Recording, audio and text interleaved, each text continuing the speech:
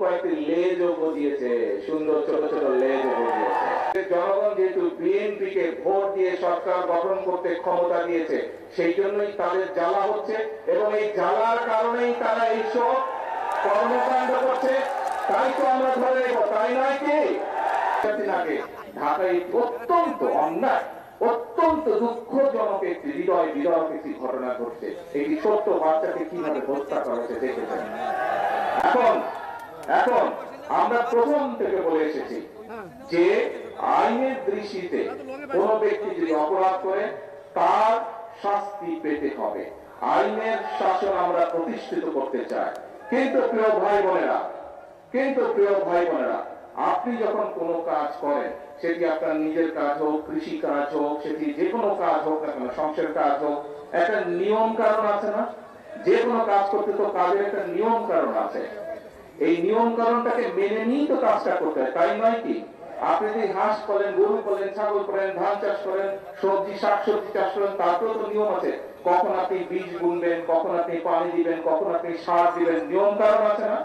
ঠিক যে কোনো অন্যায়কারীর তাকে শাস্তি দিতে হলে, তাকে তার বিচার করতে হলে সরকারের কতগুলো নিয়ম কারণ আছে। এখন আমরা খেয়াল করছি প্রিয় ভাই বোনেরা, গত কয়েকদিন ধরে কিছু সংখ্যক মানুষ, আপনারাও খেয়াল করেছেন, পত্র পত্রিকায় দেখেছেন, আপনারা রেডিও টিভিতে দেখেছেন, আপনারা কিছু সংখ্যক মানুষ একটা পরিস্থিতি তৈরি করার চেষ্টা করছে। রাস্তাঘাট বন্ধ করে দিচ্ছে, যানবাহন চলাচল বন্ধ করে দিচ্ছে, এখানে আগুন ধরাচ্ছে, ওখানে উত্তেজনা সৃষ্টি করছে। এই কাজগুলো যারা তারা করে, তাহলে আপনারা কি মনে করেন, প্রথমে কি আইনের শাসনকে তারা বাধাগ্রস্ত করছে না? আইনকে আইনের মতন কি চলতে দিচ্ছে না। প্রিয় ভাই বোনেরা, আমরা খেয়াল করে দেখেছি যে এই যে অন্তর্বর্তীকালীন সরকার যখন ক্ষমতায় ছিল, এই 12 তারিখের নির্বাচনের আগে যে অন্তর্বর্তীকালীন সরকার ছিল, সেই সময় আমরা দেখেছি দেশে কয়েকটি দুঃখজনক এরকম অন্যায় ঘটেছে। সেই অন্যায় যখন ঘটেছে, আমি নিজে সেই সকল বাচ্চার মায়েদের সাথে কথা বলেছিলাম। আমাদের দলের আইনজীবী, আমাদের দলের চিকিৎসকরা গিয়ে সেই চিকিৎসা দিয়েছে, আইনজীবীরা গিয়ে সেই আইন সহায়তা করেছিল। কিন্তু তখন আজকে যেই সকল ব্যক্তিরা হইচই করছে, রাস্তা অবরোধ করছে, বড় বড় কথা বলছে, সেদিন কিন্তু তাদেরকে আমরা মাঠে দেখিনি। সেদিন কিন্তু তাদেরকে আমরা দেখিনি যে তারা অবরোধ করেছে। তাহলে কি আমরা ধরে নেব আজকে যেহেতু জনগণকে 12 তারিখের নির্বাচনে বাংলাদেশের জনগণ যেহেতু বিএনপিকে ভোট দিয়ে সরকার গঠন করতে ক্ষমতা দিয়েছে, সেই জন্যই তাদের জ্বালা হচ্ছে এবং এই জ্বালার কারণেই তারা এইসব কর্মকাণ্ড করছে। তাই তো আমরা ধরে নেব, তাই নয় কি? আপনারা চিন্তা করে দেখেন প্রিয় ভাই বোনেরা, যারা এই রকম পরিস্থিতি তৈরি করতে চেষ্টা করছে, তারা কিন্তু কৃষককে নিয়ে কোনো কথা বলে না। যারা একটা ঘোলাটে পরিস্থিতি তৈরি করতে চেষ্টা করছে, তারা দেশের মানুষের কর্মসংস্থান নিয়ে কোনো কথা বলে না। যারা এই ধরনের পরিস্থিতি তৈরি করার চেষ্টা করছে, রাস্তাঘাট বন্ধ করে দিয়ে অবরোধ করার চেষ্টা করছে, তারা কিন্তু কৃষকের খাল কাটার কথা বলে না, তারা কৃষক কার্ডের কথা বলে না। যারা এই ধরনের অরাজক পরিস্থিতির সৃষ্টি করার চেষ্টা করছে, তারা কিন্তু ছোট ছোট গ্রামের মাসুম বাচ্চারা কিভাবে স্কুলে খালি পায় যায় সেই দিকে তাদের খেয়াল নাই, তাদেরকে নতুন পোশাক দেওয়ার কথা বলে না।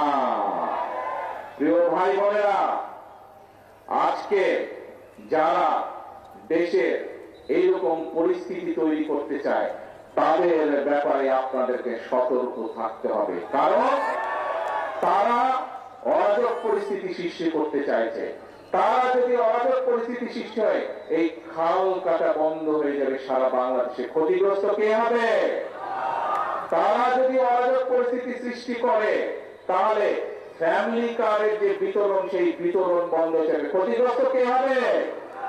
তারা যদি অরাজক পরিস্থিতি সৃষ্টি করে, তাহলে কৃষক কার্ডের বিতরণ বন্ধ হয়ে যাবে। ক্ষতিগ্রস্ত কে হবে?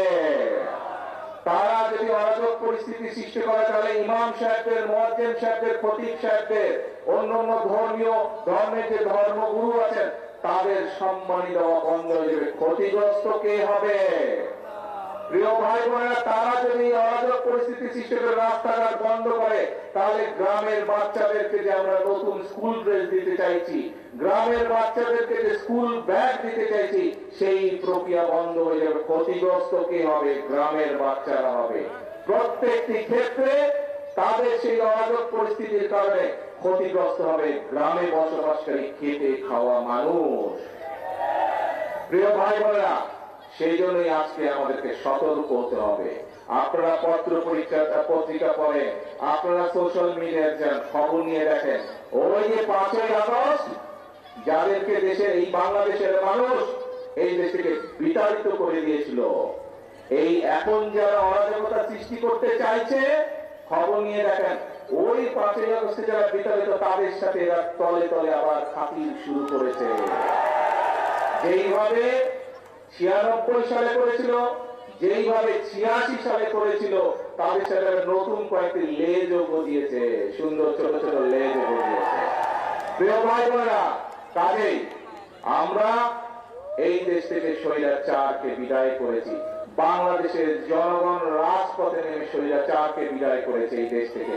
যেই স্বৈরাচার বাংলাদেশের মানুষের ভোটের অধিকারকে কেড়ে নিয়েছিল, যেই স্বৈরাচার বাংলাদেশের মানুষের কথা বলার অধিকার কেড়ে নিয়েছিল, যেই স্বৈরাচার বাংলাদেশের খেটে খাওয়া মানুষ, গ্রামে বসবাসকারী মানুষের সকল প্রকার উন্নয়ন বলাদের বন্ধ করে দিয়েছিল, সেই স্বৈরাচারকে এই বাংলাদেশের মানুষ ছাত্র জনতা এক রাজপথে একত্রিত হয়ে তাদেরকে এই দেশ থেকে বের করে দিয়েছে।